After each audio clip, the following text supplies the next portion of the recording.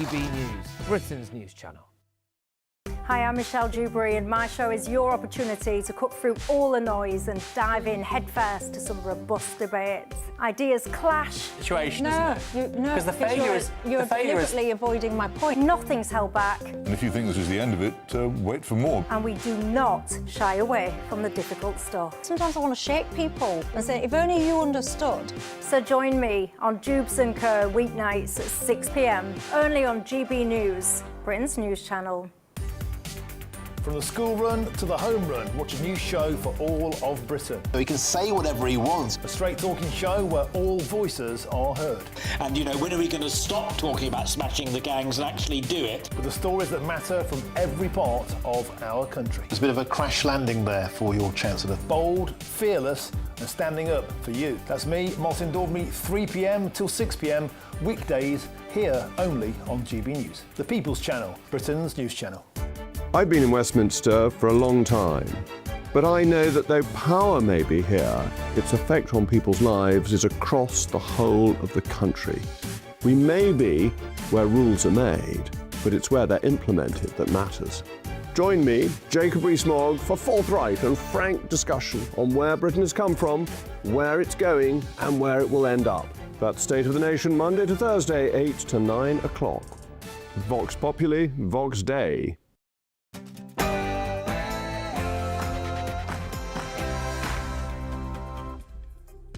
Good morning and welcome to Sunday with Michael Portillo. But as you can see, this week it's with me, Angela Rippon.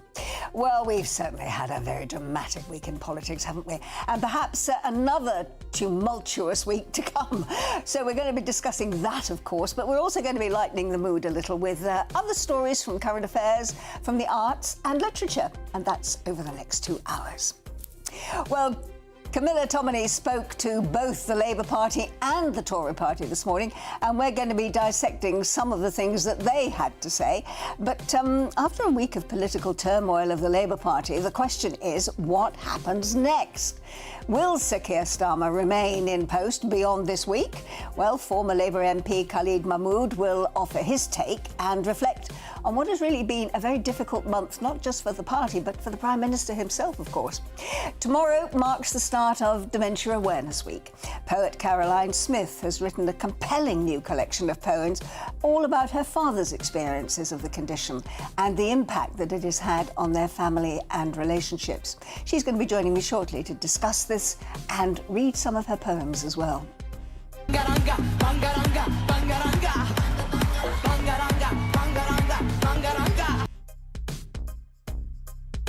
Sorry, we wanted you to hear the song because last night Bulgaria was crowned the champion of Eurovision. But how did the UK's entry fare? Well, I think we already know. We're going to speak to Eurovision expert Dr. Paul Jordan to get the latest on the chaos and the controversy of Eurovision. But first, let's get your latest news headlines with Sophia Wensler.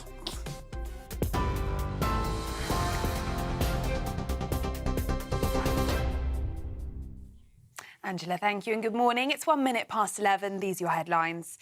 Andy Burnham and Wes Streeting could both seek to rejoin the European Union if they were elected Labour Party leader. It comes after Wes Streeting confirmed he would stand to replace Sir Keir Starmer. In his speech yesterday, the former Health Secretary has said Britain's future lies with Europe. The biggest economic opportunity we have is on our doorstep. We need a new special relationship with the EU because Britain's future lies with Europe and one day, back in the European Union. However, Lisa Nandy has questioned Mr Streeting's timing. Speaking to Camilla Tominey this morning, the Culture Secretary suggested it's not what the country wants.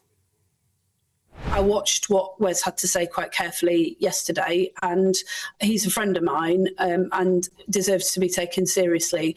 But I think it is a bit odd to respond to the absolute roar of noise that we heard last Thursday. We got an absolute kicking at the polls, and it hurt, and it still hurts. And to respond to that with re-entering the European Union seems to me to be a fundamental misreading of what people are asking us for. Mr Streeting's policy offer could also be read as a direct challenge to Mr Burnham, who's previously expressed support for rejoining the EU. However, he may wish to avoid directly speaking about the issue as he bids to become Labour's candidate in the upcoming Makerfield by-election. Scotland Yard have estimated 60,000 people attended the Unite the Kingdom rally yesterday in Parliament Square, which called for clampdowns on migration and political change. Barriers were put up to separate it from the pro-Palestine Nakba Day rally, which finished in Waterloo Place. The Met said 43 arrests were made across both events. 20 of those were affiliated with the Unite the Kingdom protest, while 12 were affiliated with the Nakba protest. A record 4,000 officers were deployed to deal with the gatherings at an estimated cost of £4.5 million. The World Health Organization has declared a public health emergency over an Ebola outbreak in the Democratic Republic of Congo and Uganda. There are around 246 suspected cases and 80 deaths reported so far, though the WHO chief said there are significant uncertainties to the true number of infected persons and the geographic spread. The virus is highly contagious and spreads through bodily fluids and can also be caught from infected animals. There are no approved drugs or vaccines for the current strain of the deadly virus, which is thought to have a fatality rate of 50%. Bulgaria won big last night at the Eurovision Song Contest, with 27-year-old Dara coming first place with her dance anthem Bangaranga. Bulgaria beat Israel by 173 points to be crowned the winner. The UK, however, continued its run of disastrous results. Look Mum, No Computer's song, 1, 2, 3, took last place with one solidarity vote from the Ukrainian jury. The government has announced a bid to stage the Olympic and Paralympic Games in the north of England in the 2040s. It's to enter its initial assessment phase. It's part of its ambition to drive generation into towns and cities through sport. If it did succeed, it would be the first Games staged in Britain since London 2012. Those are your latest GB News headlines. Now it's back to Angela.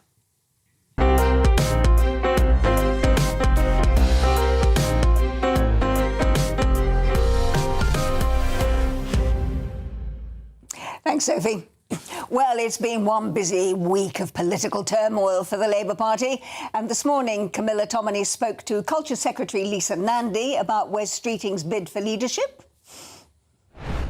I watched what Wes had to say quite carefully yesterday, and he's a friend of mine and deserves to be taken seriously.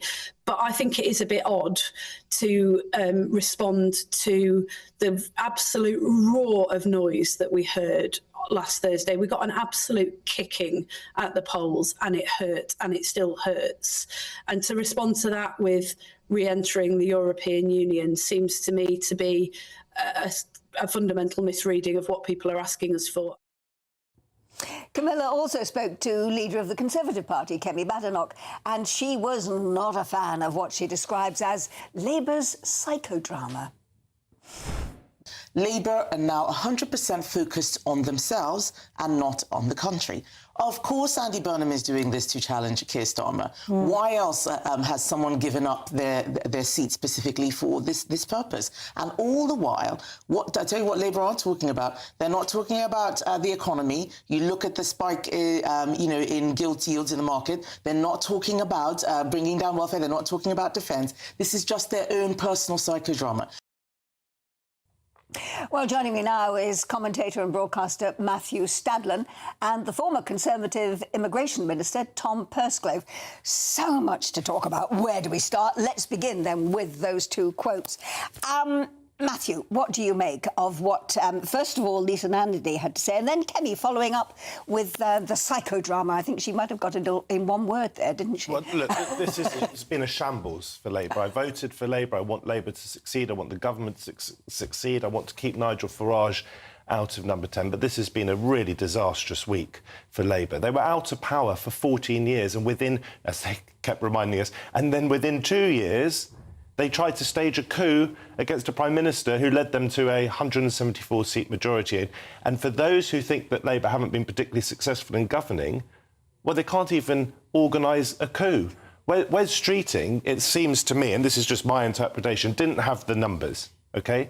Well, we don't know that for certain, of course. We don't. Well, if he did have the numbers, you'd think he would have told us all that he'd had the numbers.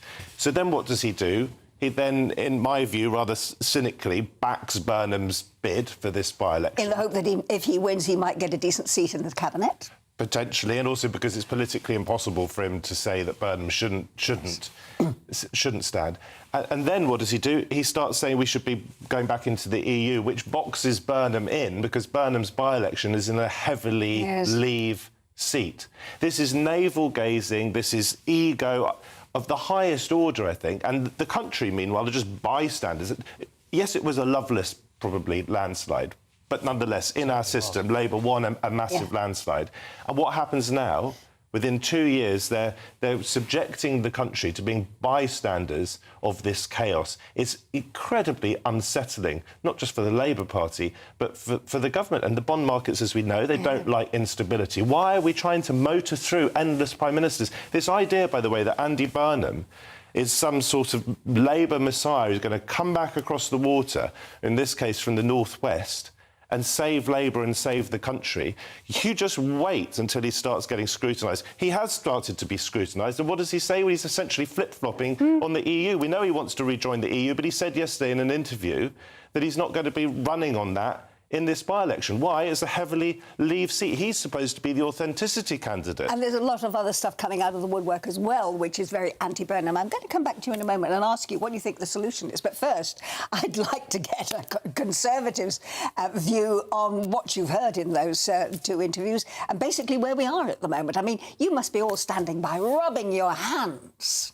It's terrible for the country. And as Matthew said, actually, I think we're aligned on this in that this is incredibly self-indulgent. This is about putting narrow party interests and individual ambition ahead of the national interest. This is a disaster when it comes to the bond markets. It's a disaster when it comes to things like unemployment, which has been ticking up. But also, you want certainty. You want a positivity in our economy. Do I think that Keir Starmer could carry on for much longer? No, I don't. I think that premiership has run its course. I think his authority's gone. He can't reshuffle. He can't really deliver on an ambitious policy agenda because of all the risks of U-turning more. Do they have a policy agenda? Well, they've got what they were elected on. But again, this whole saga that's playing out raises a whole host of questions about democratic legitimacy because if changing the electoral system is coming back into view, if rejoining the European Union is coming back into view, they don't have a mandate for any of that. I think that is completely outrageous, and that would undoubtedly require a general election. I mean, presumably that is the Conservative point of view, that we need a general election. That is your answer. I'm going to come to your answer in a moment, Matthew, but from the Conservative point of view, we need a general election. Is that what you're saying? I would definitely like a right-of-centre government in this country, and the sooner we can get one, the better. And as Kemi has said today, you know, we would prefer to see a general election than this continue to play out because the cost to the public, not just in financial terms, by the way, of putting these by-elections on, but also the day-to-day impact that this has on people's cost of living and on market stability is not a good thing. And there's no guarantee, of course, that the Conservatives would actually get back in. It does look more and more as if it would be a reform government, possibly with a hint of the Conservatives joining in there, even though Kemi has said no way. I think we're making quite a bit of progress. And actually, Kemi is beginning to turn this round. We've had to fight hard to begin to earn a hearing. We were absolutely routed at the general election. This was always going to take time. But this certainly can't carry on this trajectory. This is so, instability. Matthew, I mean, you've made it very clear what you think about the present government and the way it's behaving. What would your solution be? It's more about the Labour MPs. I'm perfectly clear-eyed that Keir Starmer has been an underwhelming, in many ways, Prime Minister so far, but he won that mandate, and I don't want to live in a country where we chop and change Prime Ministers as often as Manchester United have chopped and changed managers since Sir Alex Ferguson retired. I really think it is irresponsible, and it smacks of panic and naivety amongst those Labour MPs who have rebelled. But let's talk about... solution? hang on. So let's talk about whether the Tories and Reform will be calling for a general election. I noted what Kemi Badenoch said to Camilla Tominey. Yes, she wants a general election, but she slightly backtracked when she was asked whether they'd be campaigning for a general election. And that's because they aren't in a particularly strong position, the Conservatives, surprise, surprise, because they've helped to get us where we are, and they got a thumping just under 2 years ago. Nigel Farage, interestingly, said to Harry Cole of The Sun the other day, this week, that they're only two-thirds ready for power. Now, that might not be surprising, given they've only got 8 MPs, but it is significant. And yet he says he does expect a general election next year, which means, of course, there will be feverish calls for a general election if there is a new Labour Prime Minister who will have been chosen by Labour members. And that then begs questions of democratic deficit. And just very quickly, Andy Burnham, everyone has a digital footprint these days. There's a tweet that resurfaced from 2022 during the Tory leadership process, contest between Rishi Sunak and Liz Truss, in which Andy Burnham said, once this is done, we need to have a general election. The right-wing press will be clamouring for one. There will be no honeymoon. If Andy Burnham becomes Prime Minister, if he wins this by-election and becomes Prime Minister, no honeymoon. He is walking into potential real economic difficulties as a consequence of the Strait of Hormuz. He's going to have all sorts of culture wars buffeting him from all directions. Running Manchester and capping bus fares is a million miles away from being Prime Minister. I think the whole thing is pretty disgraceful. If he does become Prime Minister, of course I want him to do well. But right now, the solution to me, even though MPs have made it very, very, very difficult for Keir Starmer, the solution for me is to stick with what the public essentially voted for less than 2 years ago. If he doesn't turn it around, then within a year of the prospective next general election, then have your leadership contest, then go to the country and say, look, we've got this new Prime Minister, it's over to you now. Let me ask you about Andy Burnham. I mean, there is no guarantee that he is going to win. No, certainly and, I mean, indeed, there is, as we say, a lot of stuff coming out of the woodwork at the moment about his relationship, not just with Europe, but also he did not support proper investigation into the grooming gangs. He's still not been able to say publicly what he thinks makes a woman. And as you say, running Manchester is quite different from running the country. And we keep hearing about King of the North. He's got all this support in the North. What about the rest of the country? What about people in the southeast, the east, the southwest? Do they even know who he is? Do they even want him? It's a massive step change to go from being a Metro Mayor through to becoming Prime Minister.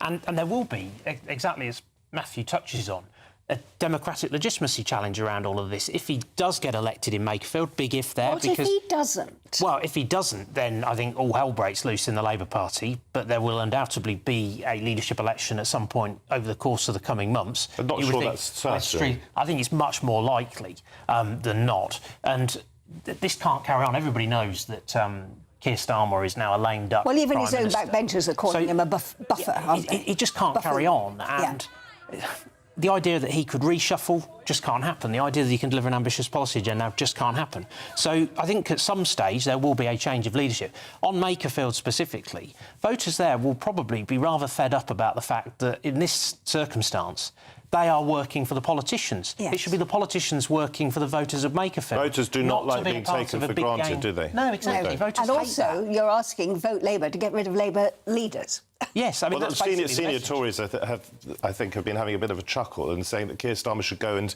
campaign for Andy Burnham. I mean, look, this is just so undignified. I think there's also a slight entitlement here from Andy Burnham and his supporters. Don't forget, Burnham lost to Ed Miliband in 2010. I'm old enough to remember that. He was hammered by Jeremy Corbyn in 2015, and yet he's supposed to be, as I suggested earlier, this great messiah.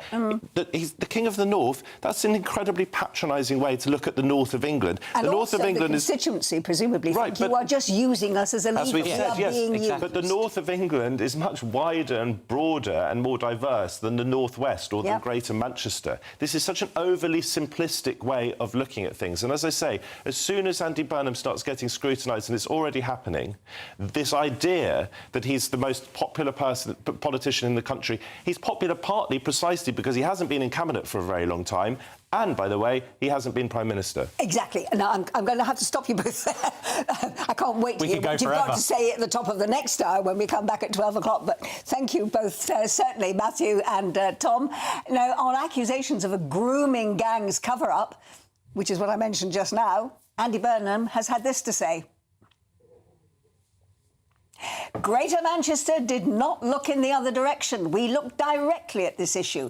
We held a complete mirror up to ourselves, and I see the stuff online, and it is actually designed to create hate, and they're trying to pull everyone apart.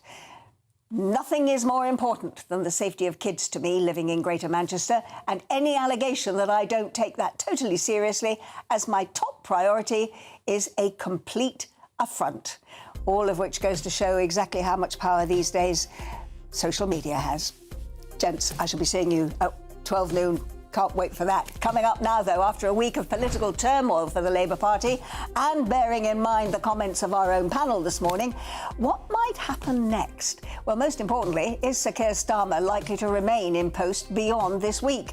Well, the former Labour MP Khalid Mahmood is going to join us with his reflections on what has been not just a difficult month for the party, but also for the Prime Minister. This is Sunday with Michael Portillo, but for this week, it's with me, Angela Rippon, here on GB News.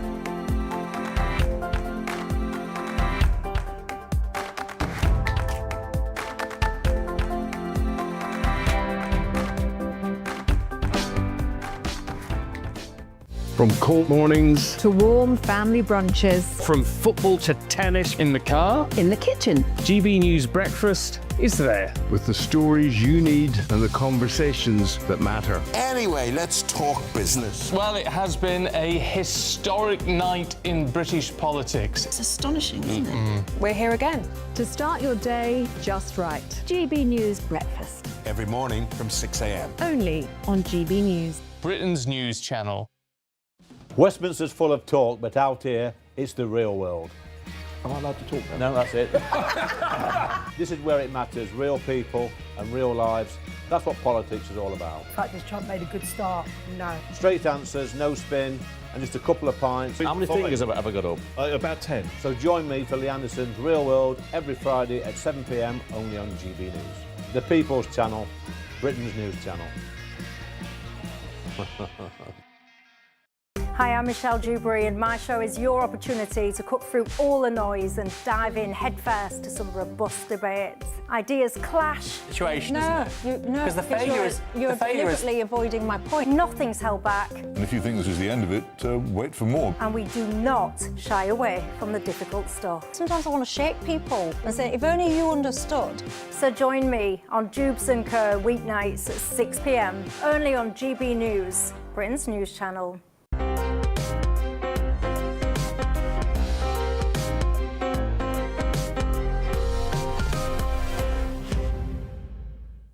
Welcome back to Sunday with Michael Portillo, but for this week it's with me, Angela Rippon. Well, however you look at it, it certainly has been a week of turmoil for the Labour Party. But what comes next in this political soap opera? Is the party in the grip of a civil war, with constant talk of leadership bids and challenges to the Prime Minister's authority? Well, so far, Prime Minister Sir Keir Starmer has dug his heels in, determinedly stating that he is staying. Now, what impact has the past few weeks had on the party at large? And indeed, what does the week to come have in store? Well, joining me now is the former Labour MP, Khalid Mahmood. Khalid, thank you so much for joining me. And let me ask you a straight question to start with. Should the Prime Minister go with dignity, or should he stay to fight his corner? Well, thank you for having me on your programme, Angela, and it's wonderful to see you. Yes, I think he needs to go. I think the people spoke. We lost over 1,500 councillors, very good, hard-working councillors who day in, day out serve our people on the streets, in the communities, and we've lost them. And the problem is going to be in the future is that those people will be very difficult to replace. Some of them have been there for 20-odd years, will not want to come back now. And to do that after 2 years of a government, I think shows the huge resentment within the public of that has shown. Matthew just said, well, we had an election 2 years ago. We had an election about just over a week ago, and that spoke as well. And that spoke clearly about what view they took on the Prime Minister, and this was an election that was fought on national lines, and that's where we are. So I think based on that, Keir should have taken responsibility for that, losing so many councillors in one election, and to two parties that have come out of nowhere, more or less. You got Reform coming through very strongly, and you've got the Greens coming through as well. But we've had this tested already in Manchester Gorton, and Denton, where Andrew Gwynn went and Andy Burnham was supposed to come in. He was blocked at the time. And we create these things for ourselves. If Andy wanted to come in and everybody knew he wanted to come in, we should allow that to happen this time. But now going through this protracted period of internal fighting doesn't help the Labour Party, doesn't help the communities that we represent either. Well, as you say, Andy Burnham now has been given the opportunity to come forward and stand at a local by-election, which I heard one commentator refer to this morning as being probably the most significant by-election in a generation, because they will be voting not just for their local MP, but also for a possible future Prime Minister. Now, let me ask you this, Mahmood. If he wins, and it's not a done deal that he wins, but let's suppose he does, and then takes over the party. Now, he will presumably be immediately crowned leader of the party, therefore the Prime Minister. Now, that means without having actually gone to the general public, gone to the electorate, he will be crowned with no actual mandate. Now, that didn't work out terribly well for Gordon Brown, and nor did it work out well for Rishi Sunak. So do you believe that if he wins, we should immediately be going for a general election? Well, look, divided parties don't do anybody any favours, and this sort of continued fraction within the party makes it weaker still. And I think, to an extent, you're right. And I think once we get into that situation, as the Conservatives did, when they went to the electorate finally, they were devastated. And I think that's what we've got to watch out, is the Labour Party is looking at this.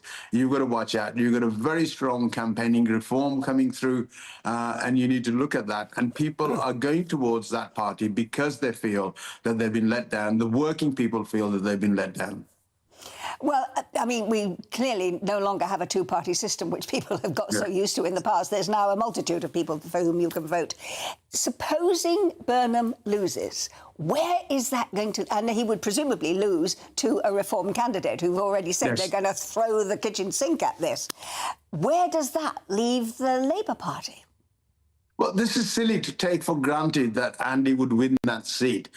In the local elections, Reform took virtually all of the council seats in that area. And now then to assume that's going to change so very quickly because it's Andy. You know, Andy's a friend of mine. I know Andy to be a good guy, and he works hard. But people don't like being taken for granted, and that's the big problem, where people think that they're just going to be used as a sort of a mat to bring somebody forward into Parliament and into being the leader of the Labour Party.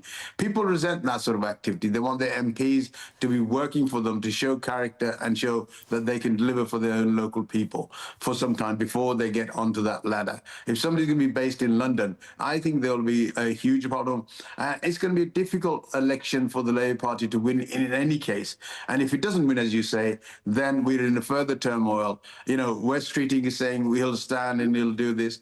You know, we should have come forward, had a few people to stand and get it over and done with. If Andy wanted to come in at a later stage, do this. This sort of accession is not in Labour Party's favour, or the people that actually want the government to move forward. And indeed, is changing the leader likely to make a difference? Is the problem not just that the leader is seen as a weak leader, but there is a major problem with the party itself? And the country is turning against Labour in their droves. So what does the party have to do to put that right? I think one of the big problems with the party has been the way it's been pushed by the former chief advisor to Sir Keir Starmer, Morgan McSweeney, and the line that he took. He still has a lot of responsibility for things that happened during the election campaign. People were stopped becoming candidates, and other people were placed in because they were the favoured sons and daughters of Labour together, and they were put in. That caused a huge amount of fraction within the Labour Party.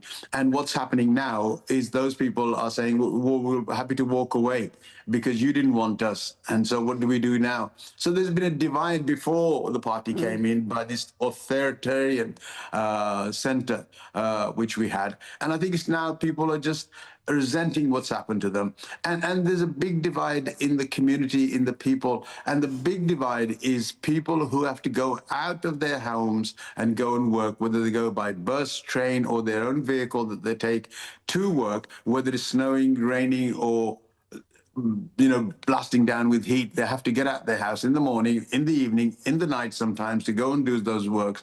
And those people have been forgotten by the Labour Party. I said this in 2021 when I did an article for Policy Exchange, that we're losing the working people. And we still haven't gained. We've lost those working people. And that's our big problem. That's why, again, it's been shown at the local elections that those people are not being attracted by us. Well, I'm sure that Mr McSweeney would actually deny some of the point that you have made, and I'm sure Keir Starmer would too. But Mahmood, thank you very much indeed for joining us this morning. I appreciate that. Thank you. Thank you. Thank you. Well, coming up, tomorrow marks the start of Dementia Awareness Week, and the poet Caroline Smith has written a compelling new collection about her father's experiences of the condition and indeed the impact that it's had on their family and their relationships. She's going to be joining me shortly to discuss her poems in general, but to read a couple of them as well. This is Sunday with Michael Portillo, but for this week it's with me, Angela Rippon, here on GB News.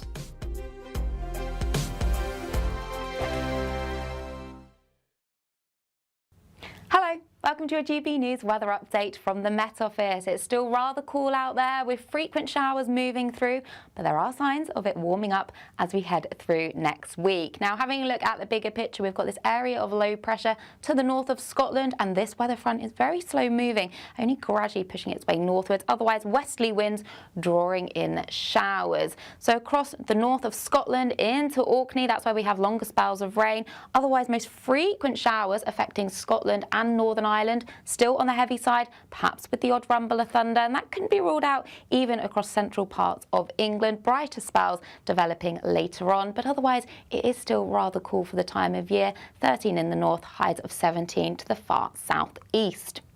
As we go through Sunday evening, those showers persisting across much of Scotland, still holding on to some outbreaks of rain across Orkney and pushing into Shetland. Most frequent showers still persisting across Northern Ireland, perhaps even merging to give some longer spells of rain. And that's a similar story as we go through this evening across much of England and Wales. As we head through Sunday evening, those showers emerging into longer spells of rain across Northern Ireland will continue to progress their way eastwards, so turning damp and unsettled overnight across northwestern parts of England into Wales and the southwest of England. Some of this rain could actually turn quite heavy. Towards the east, that's where we hold on to the clearest skies, and across Scotland and Northern Ireland, depending on the cloud cover, we could see a touch of frost, but also some mist and fog to start Monday morning. That does leave a bright start across the east of England, but to the west, we have the showery outbreak of rain pushing its way eastwards, eventually into the Midlands. Then it breaks up, and we'll see more showers developing across Scotland later, drier across Northern Ireland, hazier sunshine coming through, but still rather cool for the time of year. Highs of 16 in the south. At GB News, we love to hear from you, our loyal community. So drop us a line at gbnews.com/yoursay. There you can talk to each other and also to the presenters live on air. gbnews.com/yoursay, because GB News is your channel, Britain's news channel. Join me, Nana Akwe, for an informative, interactive news programme with a difference. It's fun. No, he didn't say that, though. I'm so surprised. I think there's an element of truth to that. Join me from 3 p.m. every weekend, only on GB News, Britain's news channel. As soon as it hits 11 and the headlines come in, Late Edition brings you the breaking news from all the front pages. because the news is going to happen. So get a head start today. Patrick Christie's tonight, Late Edition. Alex Armstrong tonight, Late Edition. From 11 o'clock every night. Only on GB News, the People's Channel, Britain's news channel. Points are here. They're our way of saying thank you for spending time with GB News. Through commenting on your say, voting in You Decide polls and shaping the debate, you can earn GB loyalty points, unlock rewards, reach milestones and climb leaderboards. Don't just watch our programmes, come and be part of them. Get started by scanning the QR code or go to gbnews.com/loyalty points.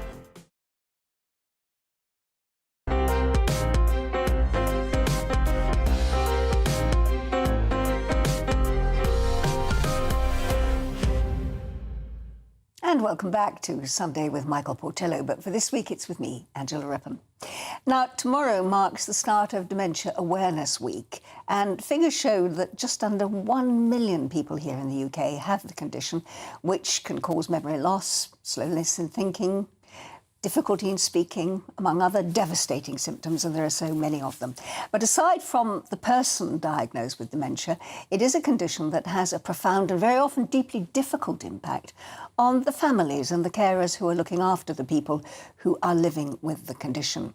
Now, the poet Caroline Smith has written a rather compelling collection of poems about her father. Here they are, about her father's experience with dementia. And she joins me now to talk about her new work, which is called Bycatch. Caroline, I mean, you've had some amazing reviews on this already. And I really want to ask you, because they are very personal and deeply felt reflections, did you want to write these poems as a way of actually expressing your own feelings about the condition, as if you like, a legacy for your father, or just for those people who perhaps have no involvement with dementia at all at the moment, but think that they might have in the future, to give them a very personal view on what that's likely to mean, or actually a combination of all three? Yes, it's. I wrote it as a chronicle of the last years of my parents' lives, and my mother in particular, her struggle coping with my father's dementia, and actually the whole family's. And they were lucky to start with in that they were well into the 90s before they actually lost their independence, and they were in relatively good health. But they also were not aware of their growing need in any way whatsoever, and they were reluctant to give up their independence, as we can imagine, and we could see just how much need they had. So this sort of tender dance started between them letting go and us stepping forward as a family. And I remember one incident in particular when I pointed out to my father that that somebody had smashed the wind mirrors on their car. And his reply was, it doesn't matter, dear, we don't use them anyway. And it was this sort of sense of denial, and the book chronicles this gradual development of trying to help them while still respecting their dignity as elderly people. It's interesting you use the word dignity, because many people know that my late mother Edna had dementia, and I was her carer for many years. And I found, as you're describing, that at a latter stage of the condition, she was living on a parallel universe. And that was the moment where it was important to maintain her dignity. No, that's definitely true. I mean, my mum as well, I mean, she wanted, understandably, to hold on to her own life whilst caring for my father. But she also was insistent that they didn't need help to start with.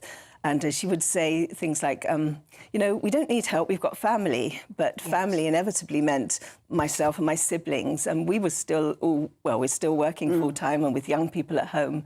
And, you know, as the months went by and the phone calls multiplied and the appointments, we found it very difficult to cope. And my mum would phone me all day at work. And, you know, I would rush out of meetings, never knowing if it was an emergency or not. And I remember one very poignant moment where she wanted to tell me a joke.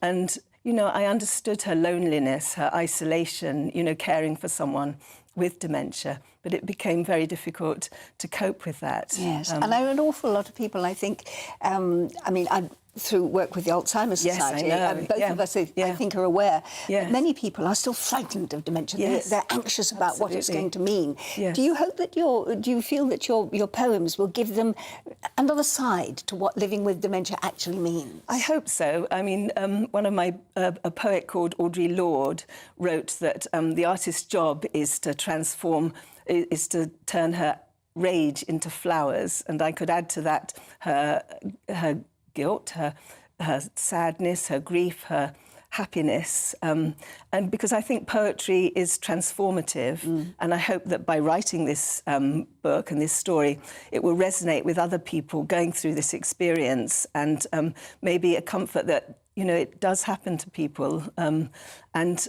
I mean, I think your work and the Alzheimer's Society work with dementia is amazing, and dementia cafes and the dance and the singing are absolutely fundamental for people. But unfortunately, my dad also had a stroke and became bedbound as his dementia developed. So he was unable to take advantage of all these wonderful things, which meant that my mum was also a bit isolated.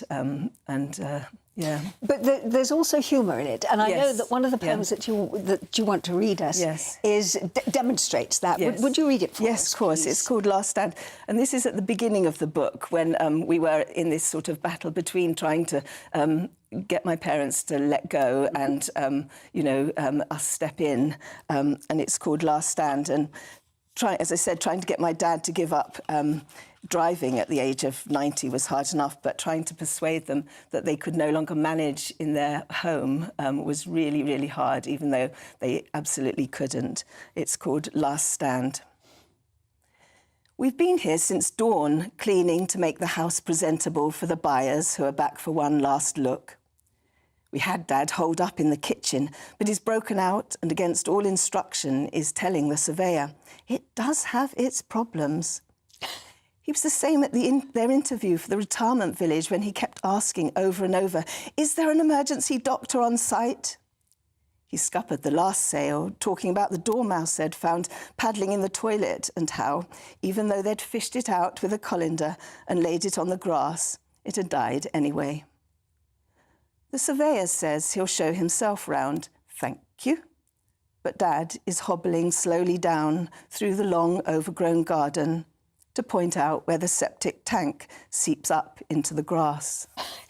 A classic sort of indication there of that living on that parallel universe. Yes, yeah. But also highlighting the fact that so many people have to face the prospect of selling the family home to pay for care. I know. It's very, very hard. And, I mean, my mum and dad did eventually have to have carers in who were wonderful with them. But even then, my sister and brother and I would spend all day on the phone, you know, trying to sort of organise disparate levels of care and you know, help them with appointments and take them, even basic things like the dentist, you know, someone would have to sort of stop work and go and help them. And there's a very big need there. I mean, my mum and dad would have hated to go into care, although I know it can be wonderful, it can be good for some people, but we were luckily able to keep them at home until my dad went into a hospice for dementia. Yeah. And you cover all of that in your poetry. May I read the one that I loved out of all of them? It's called Handkerchiefs. Yeah. The ironing board stands against the bathroom wall, one strut jutting like the trailing legs of a heron. I ratchet it together and let it drop open. Thin, halva yellow foam slips out from under the layers of scorched covers. I get my father's white handkerchiefs, stiff and pointed as starfish, from where they've been pegged above the bath. She lifts the iron slowly over the big, misshapen squares. It's her last resistance against the carers who bring him boxes of tissues, and every day wash his drip-dry sheets, which air like slack sails hanging over every door in the flat. His handkerchiefs were the first thing my mother taught me to iron, and now the last of his things she can manage. She stands at the ironing board, a captain in full uniform, refusing to leave her ship. And I thought that really summed up the way in which we should never forget the impact that dementia has on carers when they're looking after a loved one. Your mum was absolutely determined there, wasn't she? Even in the smallest way, to still look after him. But it takes it takes its toll on carers, doesn't it? Yeah, it did. It definitely did. Yeah, yeah. And I mean, for me, poetry, care is sort of mundane and repetitive, but it's so critical to somebody. You know, it's their means of survival. Mm-hmm. And for me, the poem can come in that place between the juxtaposition between care and one day that was very much in my mind because I was feeding my dad with a beaker of protein powder milk, and he'd been without language and coherence for a long time, and he stopped me as I was trying to coax him to drink this and said a prayer. He said the whole words of the grace fluently and coherently. And that was what I call a moment of epiphany. It was a beautiful moment that showed us that he, as a person, was still there, even without language and coherence. And those are the moments I feel like a special poetry, you know. Yes. Well, as I say, you've had some wonderful reviews. I was reading them. Your poems have been described as clear-eyed, quiet compassion, beautiful delicacy, but all written without sentimentality. And they're all in your book, Bycatch. Thank you. Caroline Smith. It's a whole new way of looking at dementia, Caroline. Thank you very much Thank indeed you so for much joining for us. having me here. Thank you. Thank you. Well, coming up, last night, Bulgaria was crowned the champion of Eurovision. But how did the UK's entry fare? Well, I think we all know that. And we're going to speak to Eurovision expert Dr. Paul Jordan in a moment, just to get the latest on the chaos and the controversy that is Eurovision. This is Sunday with Michael Portillo, only on GB News.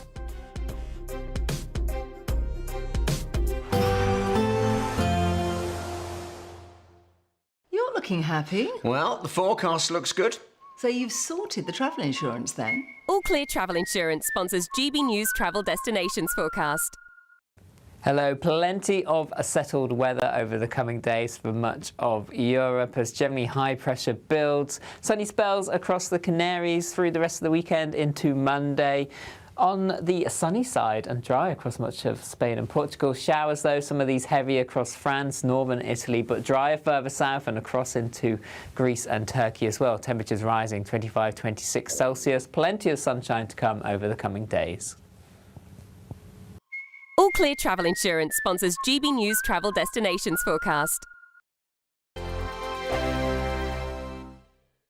Hi, I'm Michelle Dewberry, and my show is your opportunity to cut through all the noise and dive in headfirst to some robust debates. Ideas clash. Situation, isn't it? Because the failure is you're deliberately avoiding my point. Nothing's held back. And if you think this is the end of it, wait for more. And we do not shy away from the difficult stuff. Sometimes I want to shake people and say, if only you understood. So join me on Jubes & Co. weeknights at 6 p.m, only on GB News, Britain's news channel. GB News Breakfast, every day from 6 a.m. I'm not sure that we used to celebrate VE Day or even the end of the Second World War until recent years, and that's a reflection of the fact that the veterans who fought and took part in that campaign and everyone on the home front are themselves disappearing. Yes, it's partly to do with education.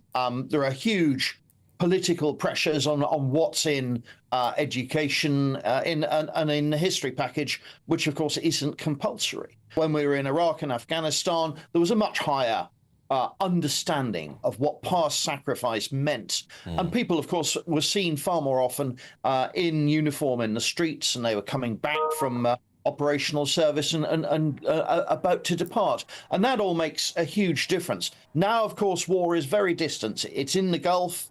It's in Ukraine. It's not impacting us in the same way that it was doing about 20 years ago. Matthew, let's bring you in at this stage. Do you think Gen Z is ignorant to Britain's war heroes, or do you think it's just a lack of curiosity? Yeah, I don't think Gen Z are ignorant. They're just a matter of being the way they've been brought up, how they've been brought up, and when they've been brought up. You know, when this generation have been coming through school, there hasn't been the veterans, because the veterans of the Second World War and the First World War have passed away. So it's not in their face as much. The rhetoric that they're getting taught in schools has been influenced a lot in the past sort of 30, 40 years with more left-wing and I don't mean, I'm not trying to drag this into a political bias, but there is more left-wing rhetoric getting passed out in school. GB News, the People's Channel. Bold. They are under no illusion. Ray. Are you a human trafficker? Boundless. I've had enough of the nonsense, and I'm not afraid to say it. Don't get this on the BBC. Every weeknight, I tear through the headlines. The smell of gasoline. Should we be worried about it? From Westminster madness to cultural war chaos. What I'm going to do now is they are throwing things out the car as we speak. Get ready, Britain. Here we go. Patrick Christie's tonight, weeknights from 9 p.m. only on GB News, Britain's news channel.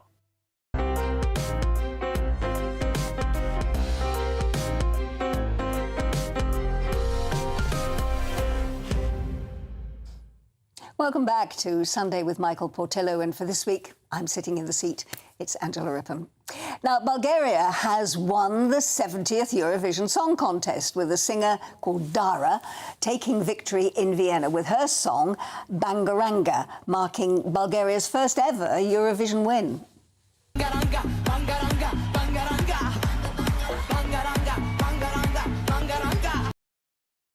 Great lyrics there, aren't they? Now, the United Kingdom, however, continued its run of disastrous results. Look No Mum composer's song 1, 2, 3 took last place with one solitary point from the Ukrainian jury. Thank you. Well, let's also just remind us, therefore, of the UK entry.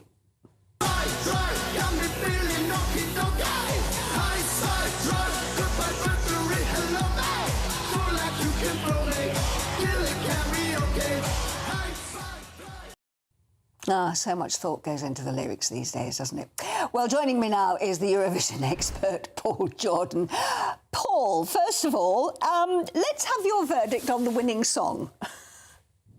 Good morning, Angela. I think the song was well-deserved. It was very energetic and very catchy. And most people are watching Eurovision for the first time on the night, and it stood out. So I think it's deserved. And it's always nice to see a new country winning for the first time. But it wasn't really a song, was it? It was an instrumental with somebody saying Bangaranga several times. Don't forget the dancing, though. It's catchy, you know. Eurovision. It's about the songs, it's about the performance, it's about the spectacle. So it's all of those things. It's a television show, and it caught the imagination of both the public and the jury. So we're off to Bulgaria next year. Right. And the British entry. What was your verdict on that? Well, I knew it wasn't going to do well because I felt that it was too kind of daring, but I actually think fair play. We've tried something different. Eurovision is not safe, you know. Bangaranga for Bulgaria was not a safe choice. It didn't pay off, but ultimately, you know, it doesn't necessarily mean we've done that badly because you can technically come 11th with every country's ranking and still get 0 points. I'm not sure that's what happened last night, but certainly I think Sam, who represented the UK, should hold his head up high. He did well. Really? 1 point? Yeah.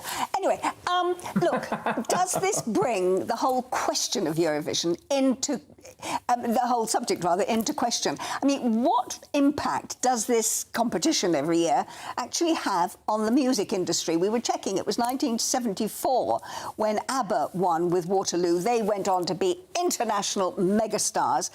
Most of the others have sunk without trace.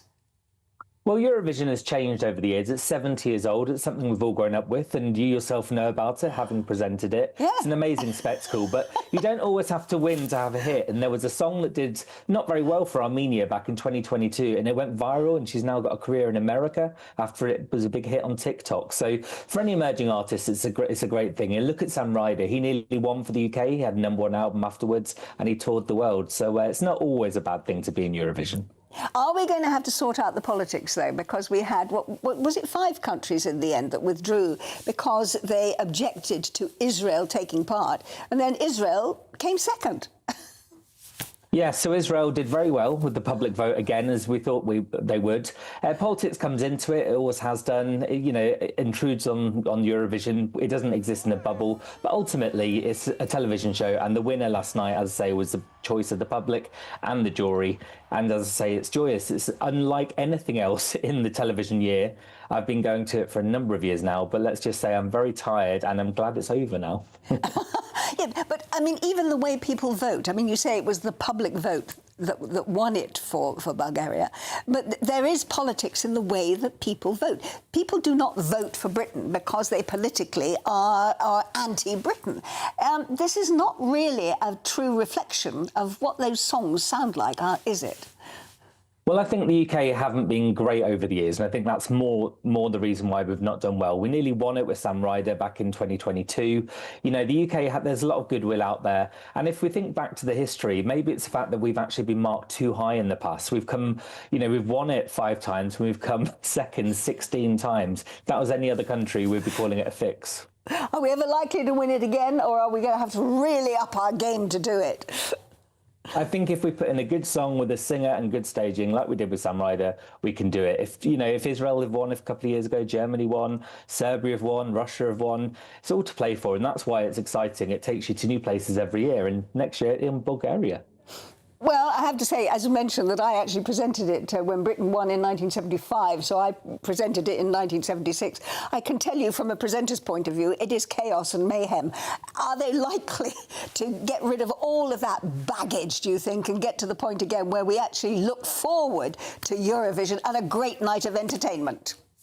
I do hope so. But the thing is, Eurovision's really challenging. It takes place in different countries every year. It's so big now. There's 3 live shows. The preparations are starting today. So I think the Bulgarian team are probably slightly perspiring this morning. Well, we will see. That concludes the first hour of Sunday with Michael Portillo. It's been busy, but please do join me again at noon.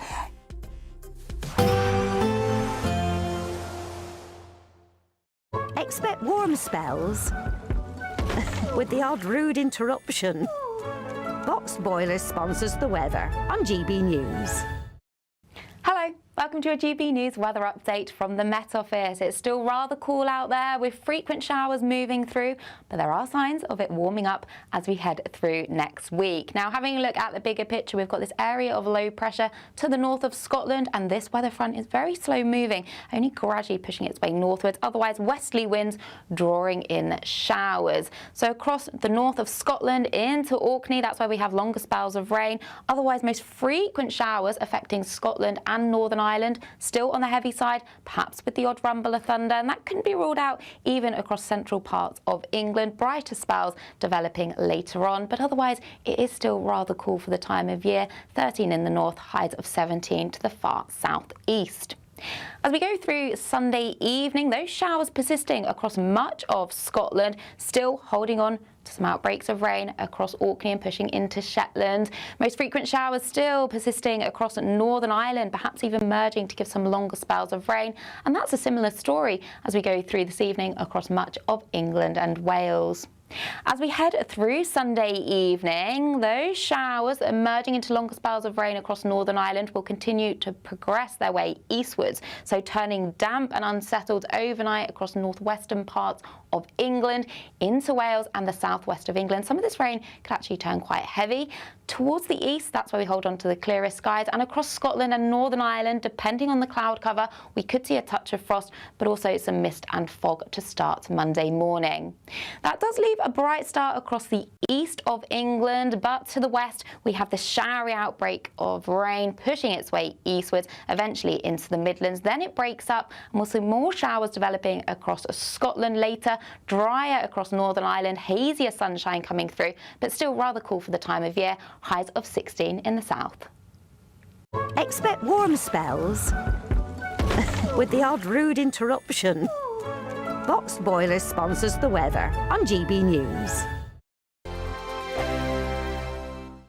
There's a totally tax-free £76,543.21 in cash to be won. Cash to spend on anything you like. That's like having over £6,000 extra to spend each month for a whole year. You could spend it on a bucket list holiday, treats for all of the family, or just save it for a rainy day. For a chance to win, text cash to 63225. One entry costs £2.50 plus one standard network rate message, or text bonus to 63225. live. 5 entries cost £5 plus 1 standard network rate message. Go to gbnews.com/win. Entries start at £2.50. Call 0903 686 3232. Calls cost £2.50 plus your network access charge. Or post your name and number to GB21 PO Box 8690 Derby DE1 9TT. UK only. Entrance must be 18 or over. Lines close at 4 p.m. on the 26th of June. This is a network giveaway. Entries will be pulled. Please check the closing time if listening or watching on demand.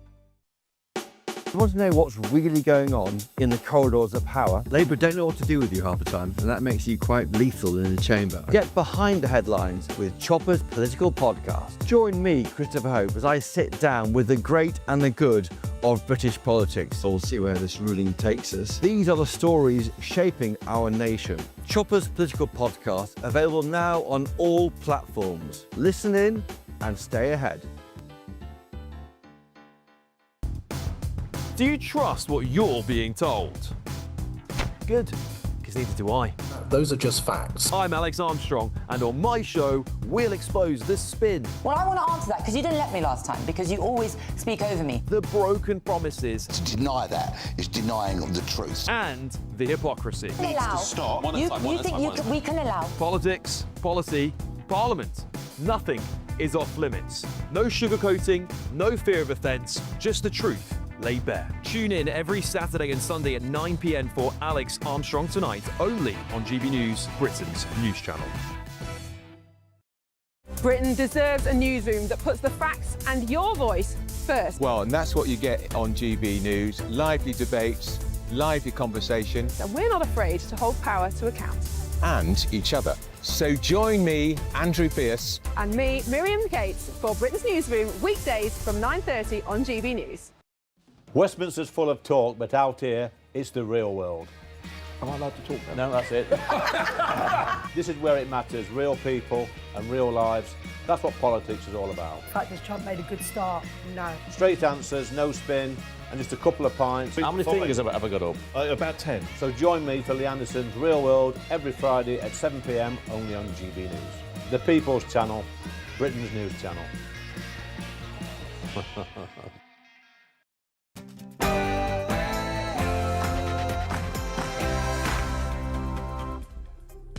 Good afternoon and welcome to Sunday with Michael Portillo, but for this week with me sitting in for him, it's Angela Rippon.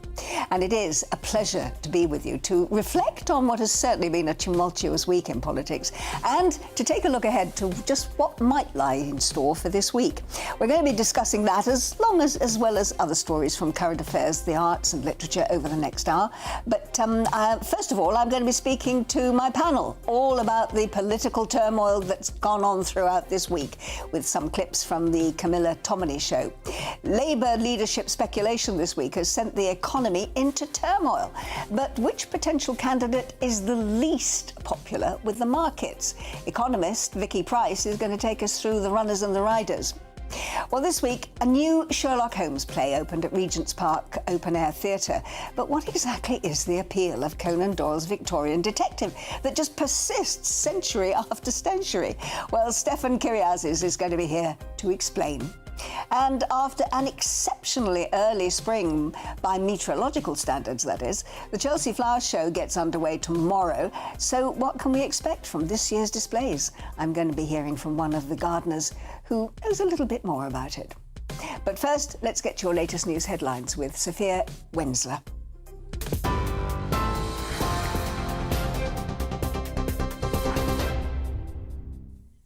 Angela, thank you. Good afternoon. Your headlines at 1 minute past 12.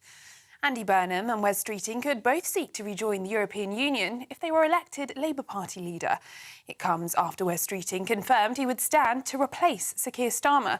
In his speech yesterday, the former Health Secretary said Britain's future lies with Europe. The biggest economic opportunity we have is on our doorstep. We need a new special relationship with the EU because Britain's future lies with Europe and one day, back in the European Union. However, Lisa Nandy has questioned Mr Streeting's timing. Speaking to Camilla Tominey this morning, the Culture Secretary suggested it's not what the country wants. I watched what Wes had to say quite carefully yesterday, and he's a friend of mine and deserves to be taken seriously. But I think it is a bit odd to respond to the absolute roar of noise that we heard last Thursday. We got an absolute kicking at the polls, and it hurt, and it still hurts. And to respond to that with re-entering the European Union seems to me to be a fundamental misreading of what people are asking us for. Mr Streeting's policy offer could also be read as a direct challenge to Mr Burnham, who has previously expressed support for rejoining the EU. However, he may now wish to avoid directly speaking about the issue as he bids to become Labour's candidate in the upcoming Makerfield by-election. Meanwhile, Conservative leader Kemi Badenoch has accused Labour of focusing on their own drama. Labour are now 100% focused on themselves and not on the country. Of course, Andy Burnham is doing this to challenge Keir Starmer. Why else has someone given up their seat specifically for this purpose? And all the while, I tell you what Labour are talking about. They're not talking about the economy. You look at the spike, in gilt yields in the market. They're not talking about bringing down welfare. They're not talking about defence. This is just their own personal psychodrama. The Met Police are investigating alleged hate crimes at both major protests in London yesterday, as officers are still searching for 7 suspects from the pro-Palestine Nakba Day rally. An estimated 60,000 people attended the Unite the Kingdom rally in Parliament Square, which called for clampdowns on migration and political change. Barriers were put up to separate it from the pro-Palestine rally, which finished in Waterloo Place. A total of 43 arrests were made. 20 were linked to the Unite the Kingdom protest, while 12 were affiliated with the Nakba protest.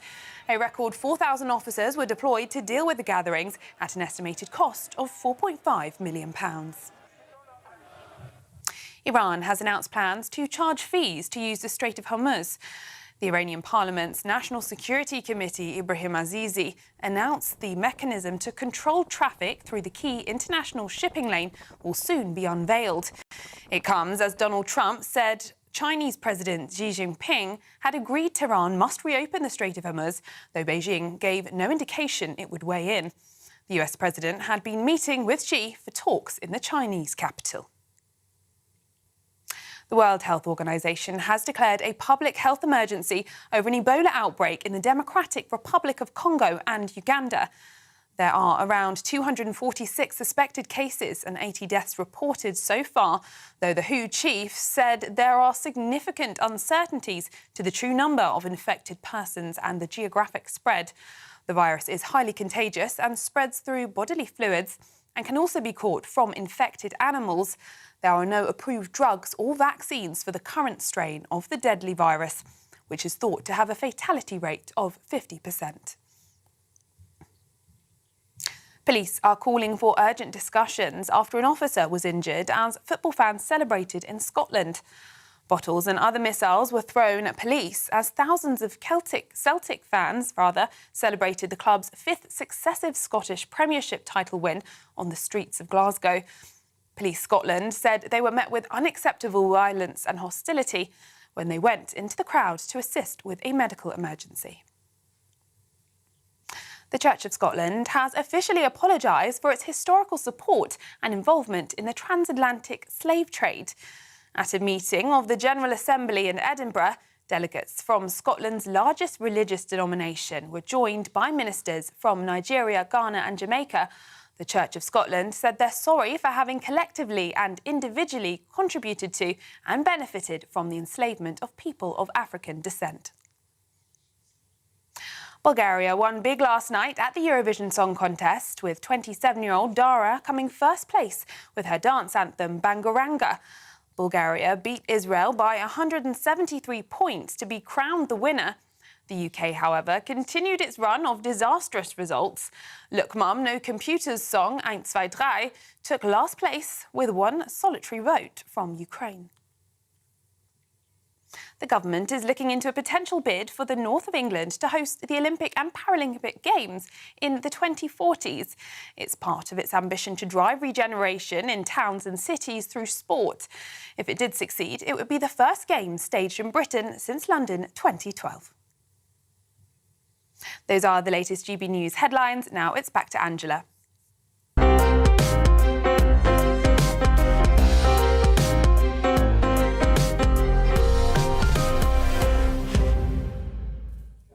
Thanks so much, Sophia.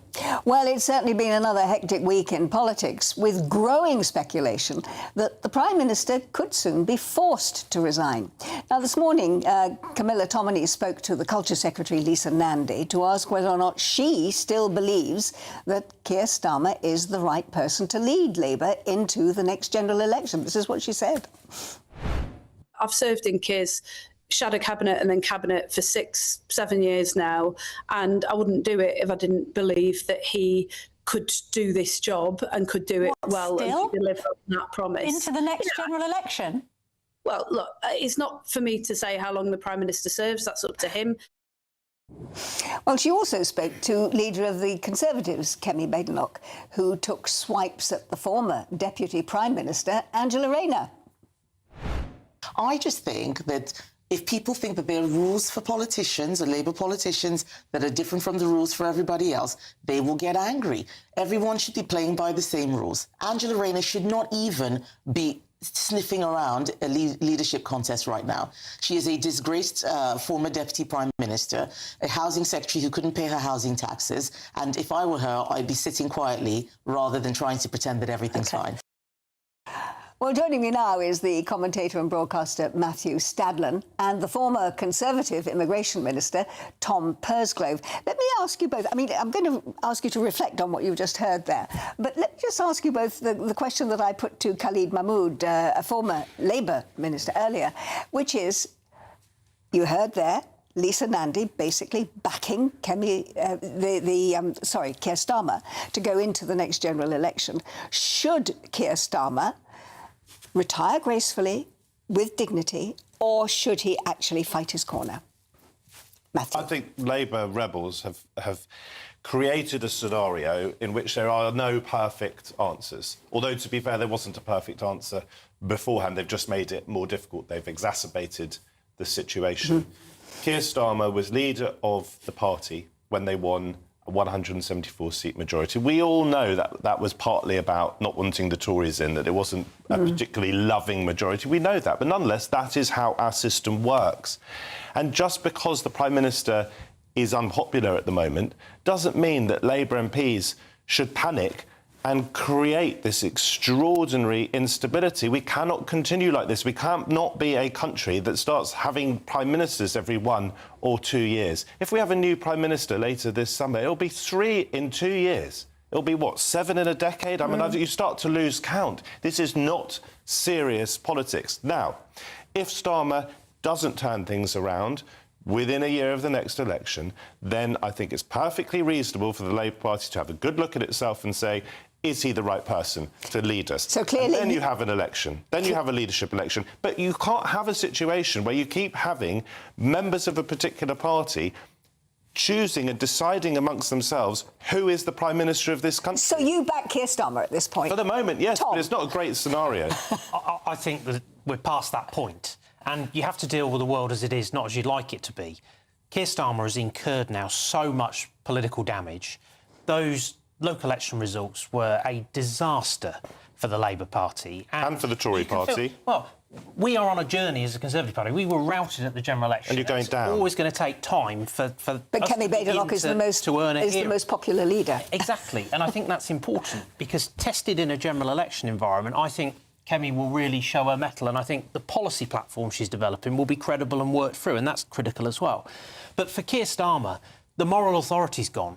It's drained away, and you can see that. He's almost now the sort of driver of the DLR moving forward, while his colleagues are off running leadership campaigns. He couldn't sack Wes Streeting. Wes Streeting resigned from government. He cannot reshuffle his cabinet. He's not able to do what is needed in the national interest any longer, and I think it's inevitable that he's going to be replaced by somebody else sooner rather than later. Wes Streeting couldn't get the numbers, it seems. We don't know that yet. Come on. You're seriously telling me that if Wes Streeting had the 81 he needs, whatever it is, 81, that he wouldn't have then launched a formal leadership But concept. in a way, does it matter who is the leader of the Labour Party, because isn't it demonstrated that, in fact, the electorate in general is out of love with Labour? Well, I don't think it's about being out of love with Labour. I think it's a febrile atmosphere which is partly fuelled by social media toxicity, and it is partly because there is an extent to which, at the moment, whoever is Prime Minister is managing stagnation, if not decline. If you don't have money to put into stuff, that's why growth matters so much, then you can't keep very many people happy. We have a country at the moment where there is a sort of cult of personality. You had it with Boris Johnson, we had it with Jeremy Corbyn. It's starting to show its face again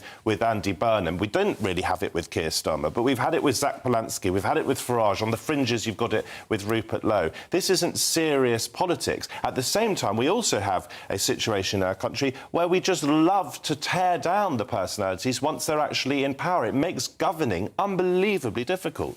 Governing is hard. It involves difficult choices, and I think it's fair to say... I mean, can I just say, it's interesting, of course, Matthew, you've never actually been in politics yourself. Indeed. But, Tom, you have. Indeed. I think there's often... Yeah, exactly. Yes. I've seen people behave in a way sometimes with a complete lack of backbone. In government, you have to own decisions. Governing is about choices, and I think sometimes one of the risks with the Labour Party is that elements of it behave a bit like a protest movement as opposed to being a credible party of government. And you've only got to look at this by-election that's now in prospect. I mean, the literature writes itself for opposition parties. The fact that you've almost got a slogan of vote Labour, dump Keir. You've got cabinet ministers who've been out in recent days saying that voters are being treated like pawns in a game. All of that is a terrible indictment on this government less than 2 years in, and none of that serves the national interest, because actually what the national interest really needs is some stability and you've got a scenario against the priorities that they have. The absurd scenario where the Prime Minister of this country and the leader of the Labour Party may well want Andy Burnham, a Labour candidate, to lose that by-election. You've got a scenario where the recently retired Health Secretary, Wes Streeting, may secretly want Andy Burnham to lose that by-election. Well, he's tried to flush him out on the EU position. Yes. Because by coming out for rejoining, it puts it right in Andy Burnham's court to have to make a decision about where he stands on that. But none of that is in step with where I think the majority of voters are. And as Lisa Nandy said, surely the answer to what's happened at those local elections in places like Wigan can't be going back towards the European Union and completely ignoring... And all you're actually proving is that they're going through absolutely grotesque contortions within the party itself. Let me just ask both of you what you made of Kemi's remarks about Angela Rayner. Look, I think Angela Rayner resigned from government over the issue to do with stamp duty. I think that was the right course of action for her to take when she chose to resign.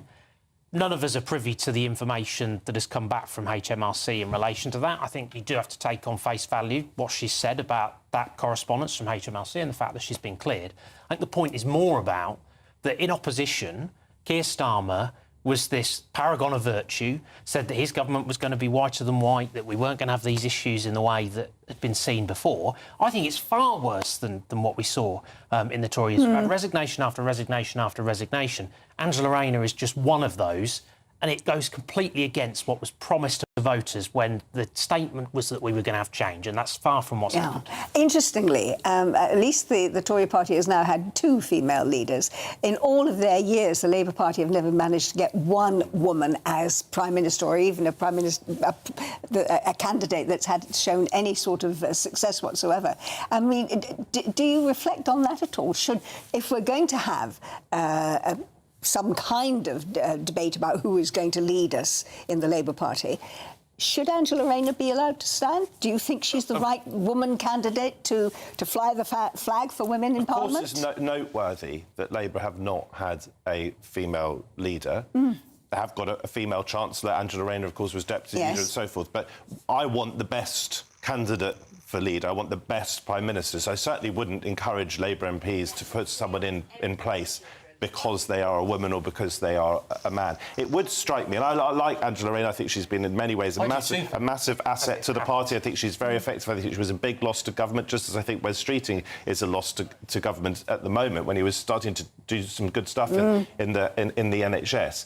But I think the idea that someone who, even though they didn't do it deliberately, failed to pay 40 grand of stamp duty, which I don't think anyone is disputing is the case, and had to resign as deputy. The idea that she's suddenly come to become Prime Minister seems to me slightly ludicrous. On the EU, because I think this really does matter. I voted Remain, and I was pretty appalled at the attempts to rerun that referendum, hugely divisive referendum, within months or years of the result. I thought it would be really bad for our democracy.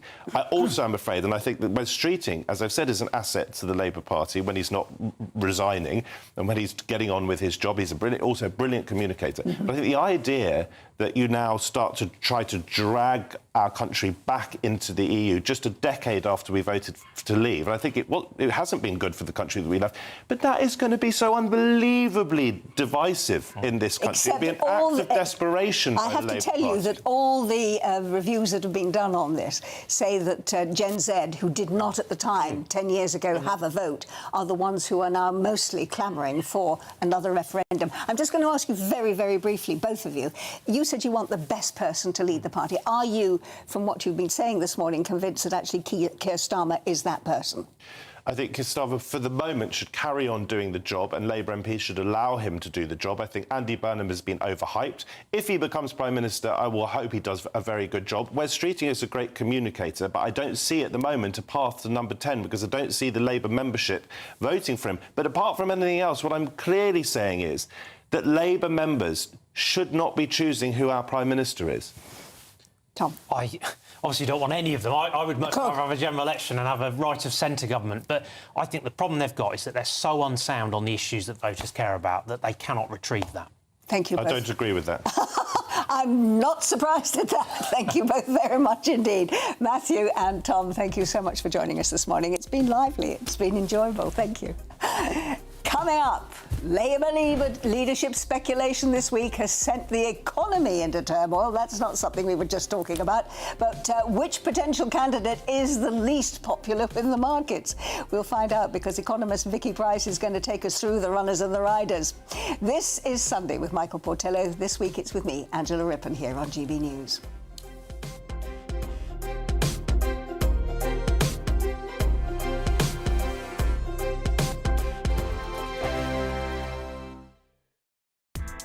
Join me, Nana Akweer, for an informative, interactive news programme with a difference. It's fun. No, he didn't say that, Dave. I'm so surprised. I think there's an element of truth to that. Join me from 3 p.m. every weekend, only on GB News, Britain's news channel. From cold mornings to warm family brunches. From football to tennis in the car. In the kitchen. GB News Breakfast is there. With the stories you need and the conversations that matter. Anyway, let's talk business. Well, it has been a historic night in British politics. It's astonishing, isn't it? We're here again. To start your day just right. GB News Breakfast. Every morning from 6 a.m. Only on GB News. Britain's news channel. 5 hosts, 5 opinions, 5 fearless debates, 5 unfiltered takes on the day's news. 5 reasons not to be anywhere else on Saturday night.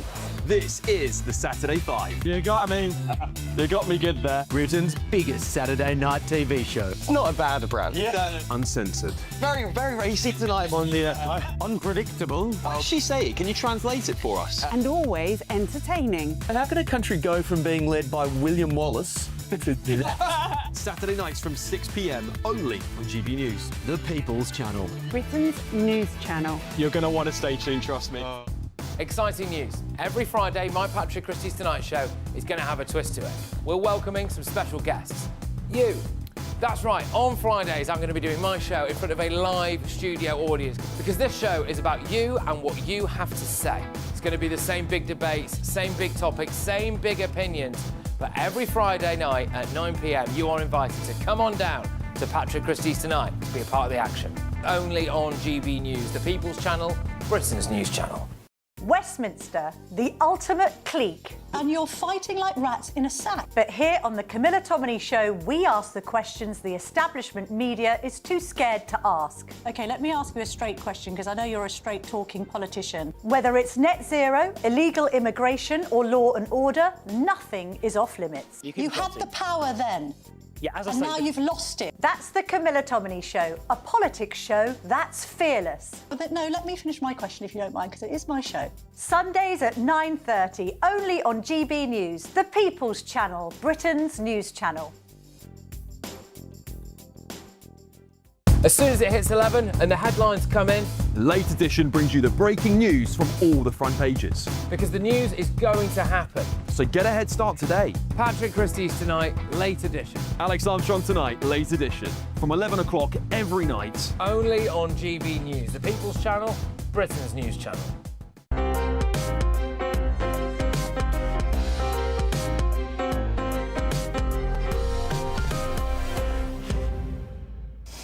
Welcome back to Sunday with Michael Portillo, but this week with me, Angela Rippon.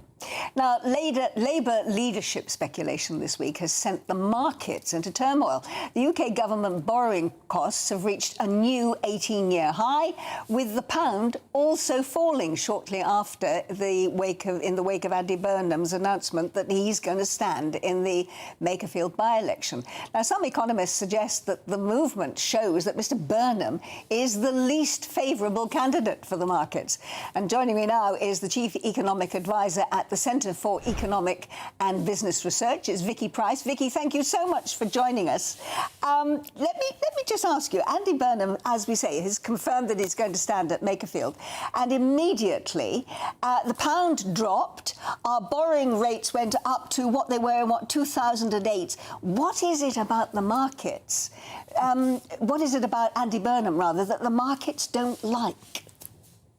I think the concern in the markets is that perhaps some of the fiscal rules that we have become rather accustomed to hearing about may be abandoned, because Andy Burnham did say that we may need to think again in terms of spending and borrowing, and that therefore perhaps what we got at present is a bit too tight. So the markets are a little bit worried that we might see, if he does become Prime Minister, a splurge in spending taking place, which is going to have quite serious implications for the longer-term fiscal position of the UK. I think that's what they're thinking about. But frankly, and you mentioned what's been happening in the last few days, the truth is that lots of other things are going on at the same time. So we had oil prices go up again because of what is going on in Iran, and we've had, in fact, overnight oil prices rise again, so to just under $110 a barrel for Brent. So these things are affecting how markets are feeling. So it's not just us who've seen an increase in our rates, but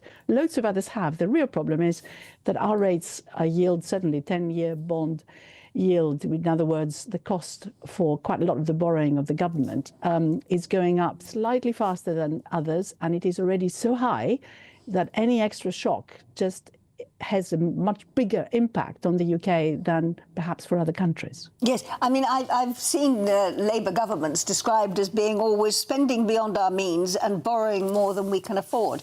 And presumably that is what would happen as far as the markets are concerned.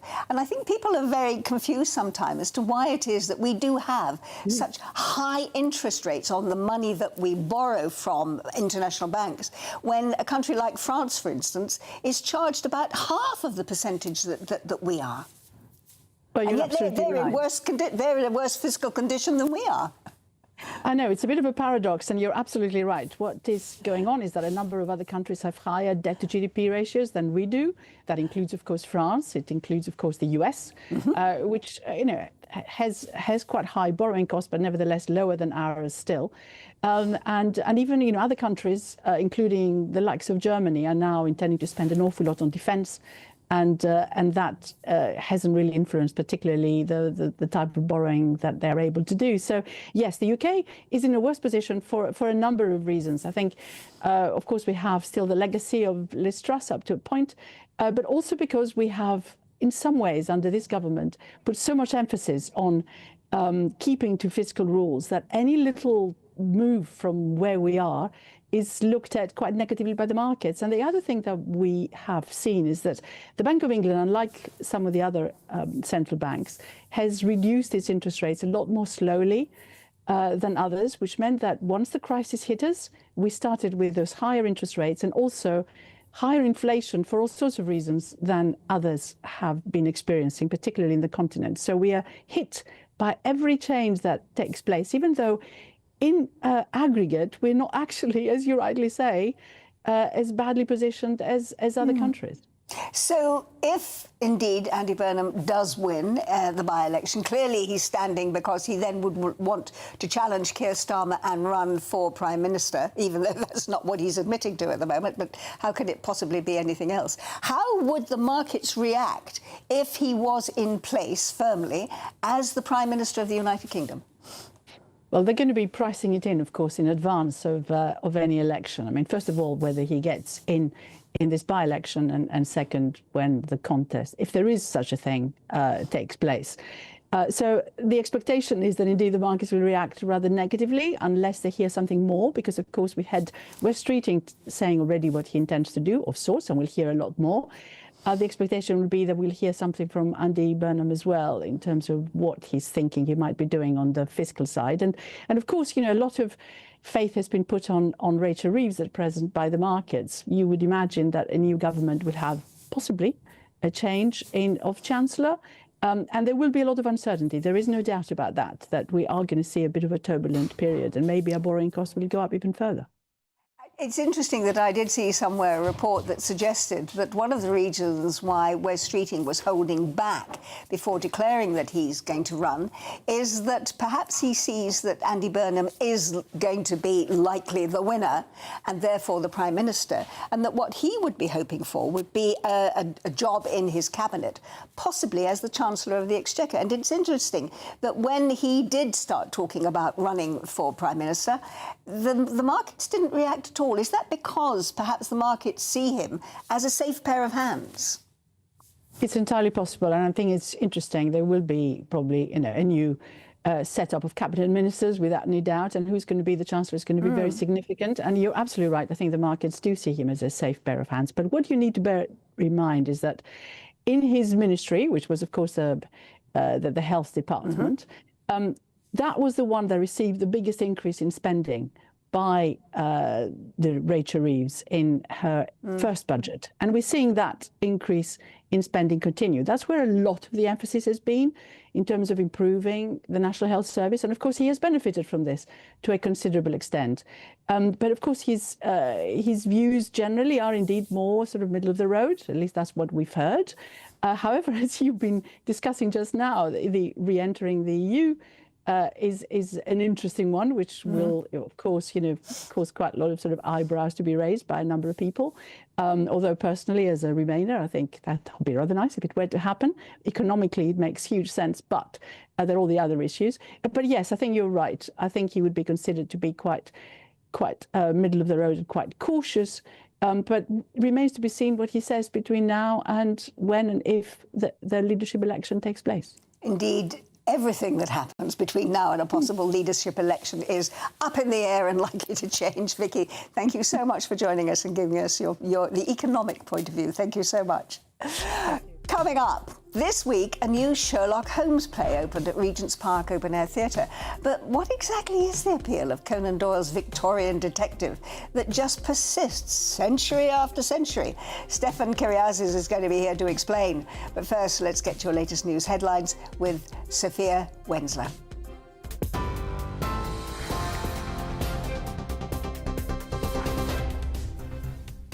Angela, thank you. Your headlines at 12:30. Andy Burnham and Wes Streeting could both seek to rejoin the European Union if they were elected Labour Party leader. In his speech yesterday, the former Health Secretary said Britain's future lies with Europe. The policy offer could be read as a direct challenge to Mr Burnham, who has previously expressed support for rejoining the EU. The Met Police has said 43 arrests were made yesterday during an enormous £4.5 million police operation to keep demonstrators at two rival London protests apart.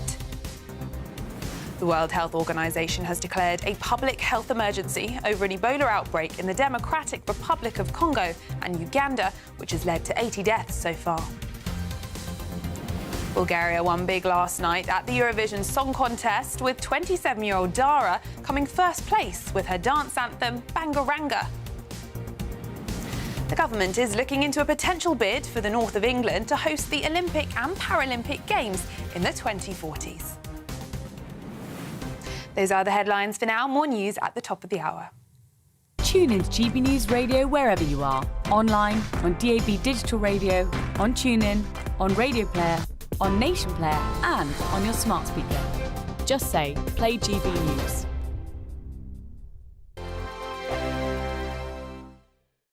Hello. Welcome to your GB News weather update from the Met Office. It's still rather cool out there with frequent showers moving through, but there are signs of it warming up as we head through next week. Now, having a look at the bigger picture, we've got this area of low pressure to the north of Scotland, and this weather front is very slow moving, only gradually pushing its way northwards. Otherwise, westerly winds drawing in showers. So across the north of Scotland into Orkney, that's where we have longer spells of rain. Otherwise, most frequent showers affecting Scotland and Northern Ireland, still on the heavy side, perhaps with the odd rumble of thunder, and that couldn't be ruled out even across central parts of England. Brighter spells developing later on, but otherwise it is still rather cool for the time of year. 13 in the north, highs of 17 to the far southeast. As we go through Sunday evening, those showers persisting across much of Scotland, still holding on to some outbreaks of rain across Orkney and pushing into Shetland. Most frequent showers still persisting across Northern Ireland, perhaps even merging to give some longer spells of rain. And that's a similar story as we go through this evening across much of England and Wales. As we head through Sunday evening, those showers emerging into longer spells of rain across Northern Ireland will continue to progress their way eastwards, so turning damp and unsettled overnight across northwestern parts of England into Wales and the southwest of England. Some of this rain could actually turn quite heavy. Towards the east, that's where we hold on to the clearest skies, and across Scotland and Northern Ireland, depending on the cloud cover, we could see a touch of frost, but also some mist and fog to start Monday morning. That does leave a bright start across the east of England, but to the west, we have the showery outbreak of rain pushing its way eastwards, eventually into the Midlands. Then it breaks up, and we'll see more showers developing across Scotland later, drier across Northern Ireland, hazier sunshine coming through, but still rather cool for the time of year. Highs of 16 in the south. Hi, I'm Michelle Dewberry, and my show is your opportunity to cut through all the noise and dive in headfirst to some robust debates. Ideas clash. Situation, isn't it? No, because the failure is you're deliberately avoiding my point. Nothing's held back. And if you think this is the end of it, wait for more. And we do not shy away from the difficult stuff. Sometimes I want to shake people and say, if only you understood. So join me on Jubes & Co weeknights at 6 p.m, only on GB News, Britain's news channel. I've been in Westminster for a long time, but I know that though power may be here, its effect on people's lives is across the whole of the country. We may be where rules are made, but it's where they're implemented that matters. Join me, Jacob Rees-Mogg, for forthright and frank discussion on where Britain has come from, where it's going, and where it will end up. That's State of the Nation, Monday to Thursday, 8 to 9 o'clock. Vox Populi, Vox Dei.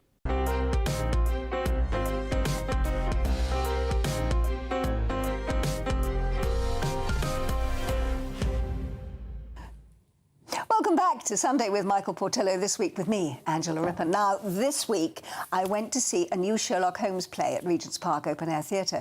Not a Conan Doyle original, but a wholly new adventure that's been written by Joel Harwood, which leads me to ask, what is it about this Victorian detective that still inspires writers and audiences alike? Well, joining me now, I'm delighted to say, first of all, I've got to say, hello, Poppet. Yes, we've got him back. We've got Rafa back in the studio because he's brought his dad, who is the theatre critic, Stefan Kyriazis. Now, Stefan, the first Conan Doyle story came out. It was A Study in Scarlet. It was 1887, or was it 1837? I can't remember. 1887. He wrote 60 different stories, 56 short stories, 4 novels, Hound of the Baskervilles, etc., etc. We all know those. Now, subsequently, I can think of it, never mind what you and I just saw this week, 6 different versions of Sherlock Holmes in the 21st century. We've got Elementary with Johnny Lee Miller, which is TV. Brilliant. Young Sherlock, the new Guy Ritchie, which I loved, is absolutely fabulous. Cumberbatch, of course, as Sherlock. In France, they've got Mademoiselle Holmes, which says that she's his granddaughter, meaning he's still alive. And we had Enola Holmes with Millie Bobby Brown and Henry Cavill saying that, again, he has a granddaughter. What is it about Sherlock Holmes that has lit up the imagination of writers and brought him as a living person into the 21st century? I think he nailed the fact that we all love a mystery. And we all love trying to work something out, trying to see if we can be cleverer than what's happening. So that's always the challenge with it. I think also there's this idea, we love someone very special and a genius. He's also a very unusual character, the way he processes emotions. That's all fascinating. Conan Doyle also brought in this, we have a fascination in wanting to believe that there's more to the world than we know and we understand. So he always had secret societies, sort of Freemasonry things, shadowy government. He also brought in the era's sort of fascination with supernatural, superstition. So we always want to know there's a little bit more that we can't see, that we don't understand. And today, you know, all these theories about who's really running the world and that sort of thing. So he ties all of that together, obviously writes phenomenally great plots. And then, again, I mean, whether it's male, female, or whatever, we always love a buddy or a romance, not in this case, but we like a two-hander. So we like two contrasting people and their dynamic and watching that evolve. So he layers in so many things to keep us interested.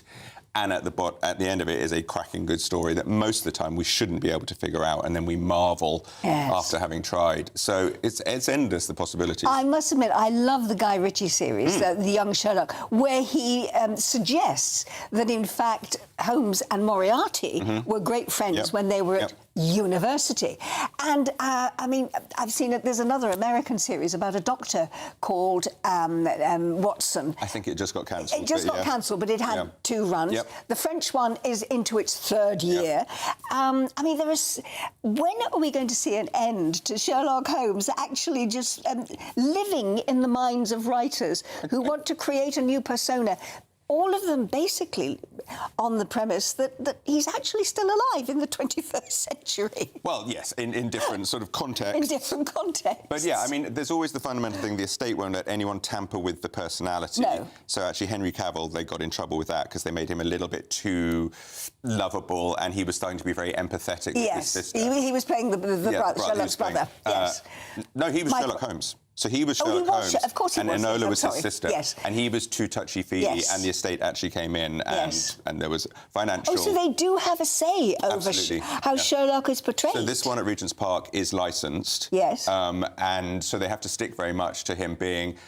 Is he a sociopath? Is he a psychopath? Is he autistic? Why is he so different? So within that, they slightly addressed it in this play. We've got a little trailer so people can see what's going on. Yes.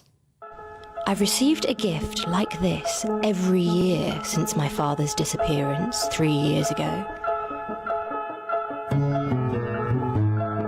Each sent with an incredible jewel and entirely anonymously.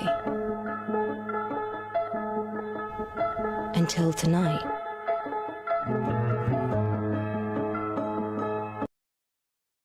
As it says, a new mystery. What did you make of this production? So it's kind of new, but it's been sort of picking from the Conan Doyle playbook. So basically that Mary Morstan there is the female character. She actually appears in The Sign of the Four, which is, I think, the subsequent second or third book. And she's always a sort of heiress, orphan. In the book, she's receiving pearls once a year. In this, she's receiving gigantic jewels. The play opens with some mystery soldiers heisting jewels out of India. There's a lot in this about the evils of empire, so it's trying to bring in a modern sort of flair to that. Number one, the venue. Extraordinary. We're sat there in this amphitheatre looking down at it.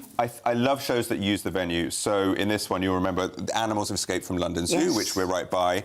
They were pulling the bushes, shaking the trees, animal noises. I loved all that. I loved all the production, actually, what they did with the revolving stage and how they went from one scene to another. I thought in terms of production, it was excellent. I agree. There's a scene where they use... I've never seen them use the walkway up behind us. Never. It's so high up. We all had to turn around, and there's 2 men running and having a massive fight, and then on the stage there's a sort of hot air balloon escape. That for me was the highlight of the show. For me, there was an awful there was a lot going on. It was very loud. It was very busy.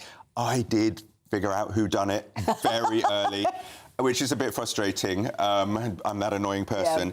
I agree. It's a huge romp. It's huge fun. Whether it, for me, lives up to Conan Doyle, not sure. But recommended. You've been to see other stuff this week as well. So the one I really want to rave about is 1536. I've never seen a faster standing ovation. My friend tapped me on the shoulder and literally went, "Are you okay? You were hyperventilating." It's an hour and 50, rattles through. Again, we've got a little bit of footage just to show you.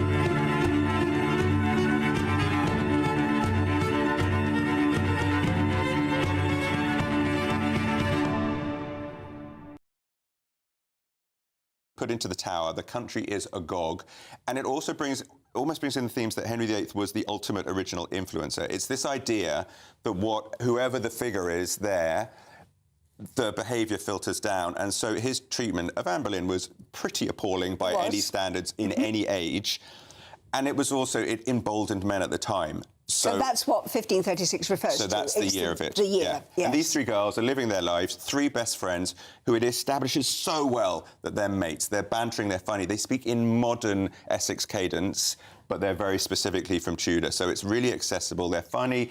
There's a little bit of sex at the start. There's jealousies, all the intricacies between friends. But as news is filtering in from London, it affects each of them very differently.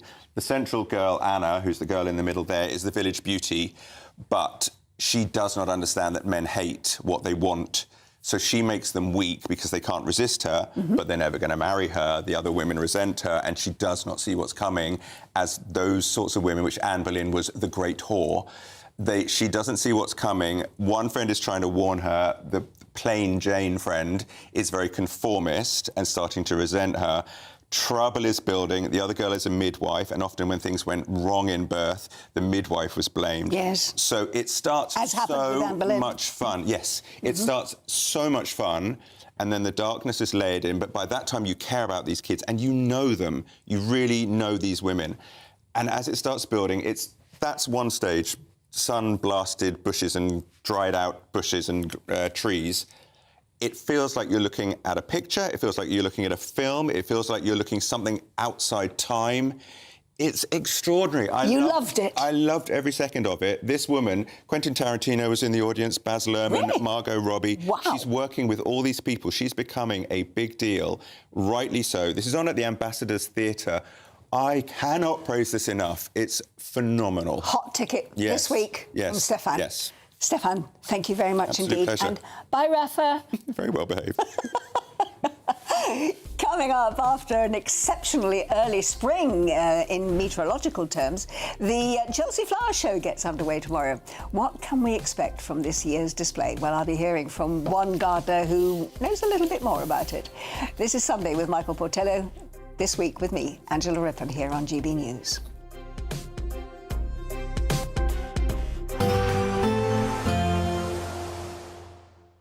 Be nice to escape the grey. Clear skies, here we come. As clear as our travel insurance. All Clear Travel Insurance sponsors GB News Travel Destinations Forecast. Hello, plenty of settled weather over the coming days for much of Europe as generally high pressure builds. Sunny spells across the Canaries through the rest of the weekend into Monday.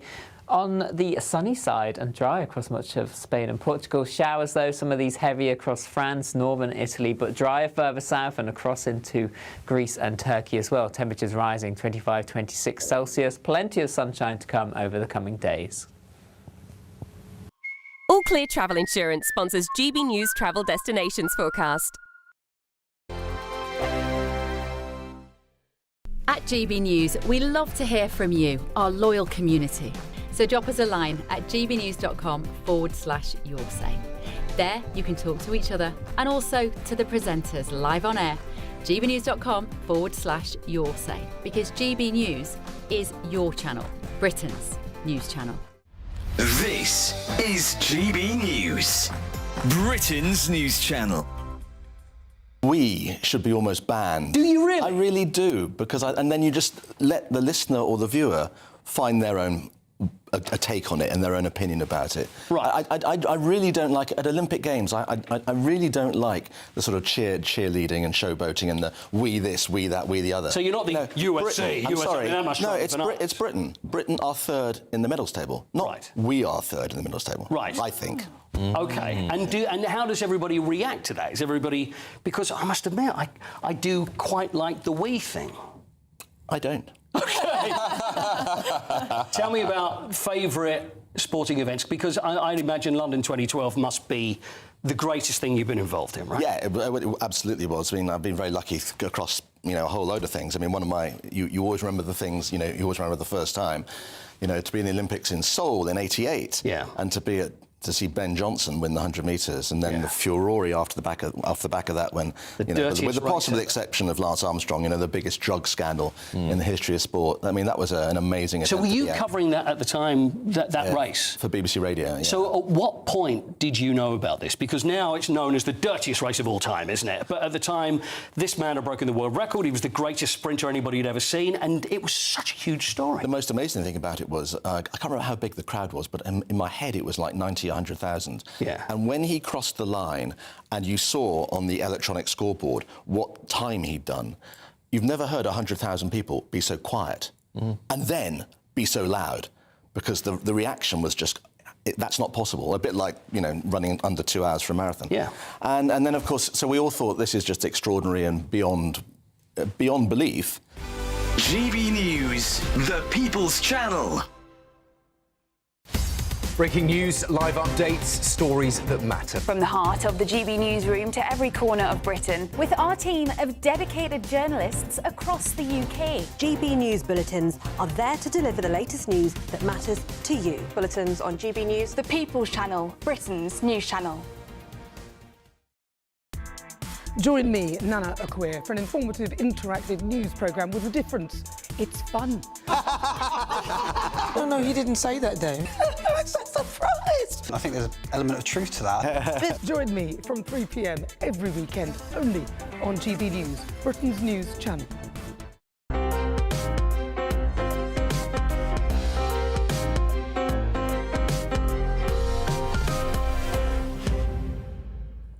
Welcome back to Sunday with Michael Portillo. This week it's with me, Angela Rippon. Now, tomorrow marks the start of the Chelsea Flower Show, with events kicking off with the VIP preview on Monday. Well, gardeners have been raising concern about what an exceptionally early spring might mean for the variety of displays at the show. So with me now to explain what we're likely to see is garden designer Darren Rudge. Good afternoon to you, Darren. Thank you for joining us. So give us a preview, please.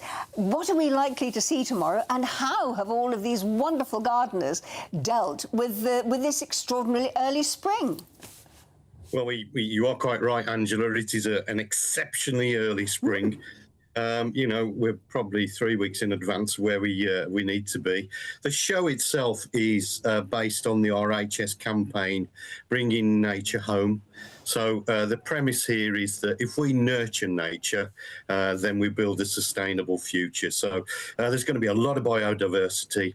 There's going to be a lot of urban greening and a lot of climate resilience, because we're going through a lot of climate change. So, as a plantsman, that's what I'm going to be looking for, is what plants are designers suggesting.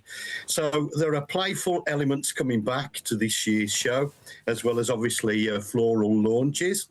But some of the show gardens are just going to be absolutely stunning this year. Yeah, and what are the highlights for you then, Darren? What should we be looking out for specifically?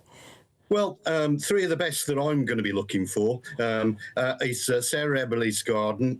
She's celebrating 50 years at the show in horticulture, sorry.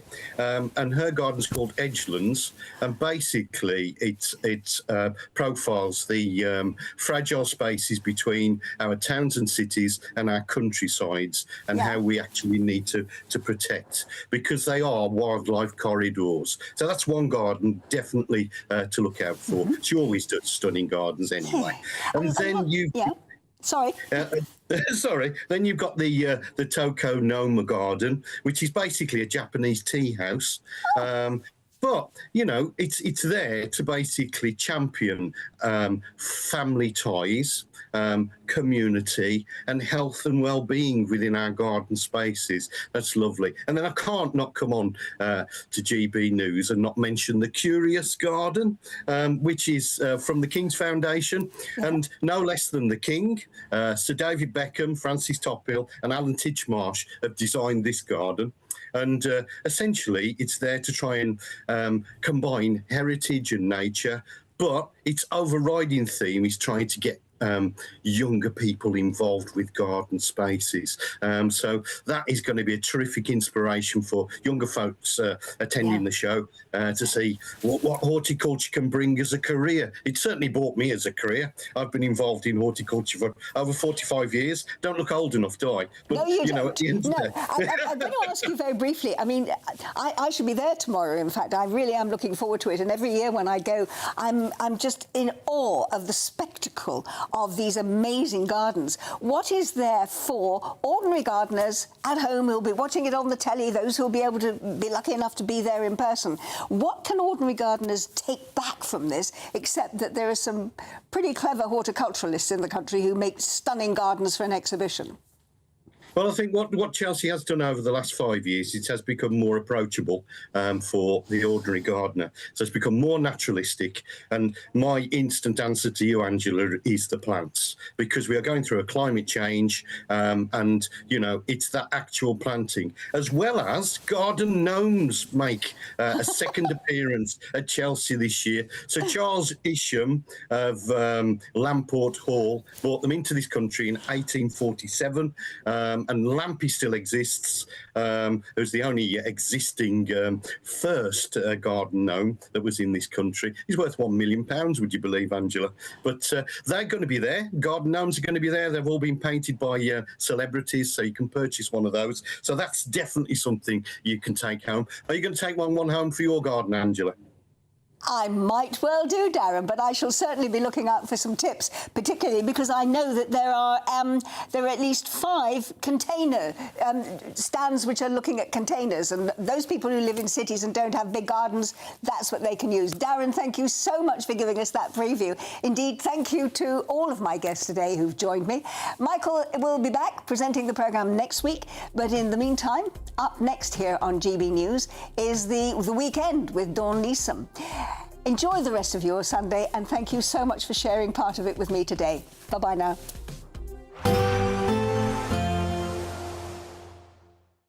Expect warm spells with the odd rude interruption. Box Boilers sponsors the weather on GB News. Good afternoon and welcome to your GB News weather update from the Met Office. Well, we have showers and longer spells of rain as we head into the new week. Initially cool, but it does look like there's signs of things warming up. So out there at the moment, we have got the low pressure situated to the north, bringing this slow-moving weather front, and then westerly winds drawing in further showers as we go through this evening and overnight. That band of rain will continue to clear its way northwards across Orkney and Shetland. Otherwise, for most of us, it's a showery picture. More longer spells of rain initially across Northern Ireland into northwestern England, then running down into Wales and the southwest. Some of this rain could be heavy at times. Clearest and driest conditions to the east, and across Scotland and Northern Ireland, if we see any clear skies, that's where temperatures could fall. A touch of frost possible, but also a few mist and fog patches. So to start Monday morning, it's a much brighter start out there across northern parts of Scotland with plenty of sunshine. To the south of that, though, showery outbreaks of rain. Across Northern Ireland, some brightness further towards the south and west, but a few showers here. Otherwise, across much of England and Wales, especially western areas, that's where we have showery outbreaks of rain, a bright but fresh start in the east. As we head through the morning, this band of rain will continue to push its way eastwards. It breaks up and then we'll start to see more showers developing as we head through the afternoon, even into parts of Scotland, turning drier across Northern Ireland, but hazy sunshine ahead of the next frontal system. Temperatures ranging from up to 14 to possibly 16 or 17 in the south and east. So we'll see showers continuing as we go through Monday evening. They'll start pushing their way north and eastwards and then replaced by wet and windy conditions as we go overnight and into Tuesday. So outbreaks of rain for some of us, followed by showers, similar theme onto Wednesday, but otherwise temperatures will be rising. Expect warm spells with the odd rude interruption. Box Boilers sponsors the weather on GB News.